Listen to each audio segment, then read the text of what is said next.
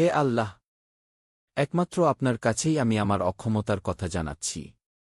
আমি দুর্বল, আমি অক্ষম, আমি শক্তিহীন।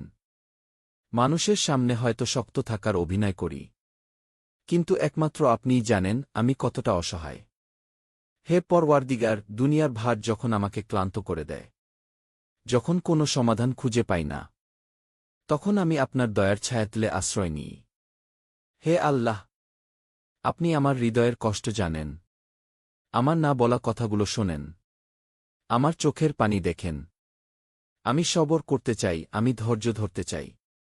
আমি চাই আপনি আমাকে এমন এক অন্তর দিন, যে কখনো আপনার রহমত থেকে নিরাশ হবে না। হে আল্লাহ, আপনার রহমত ব্যতীত আমি কিছুই না। আমাকে হেফাজত করুন, আমাকে মাফ করে দিন। আমাকে সেই পথে পরিচালিত করুন, যে পথ আপনাকে সন্তুষ্ট করে। আমিন।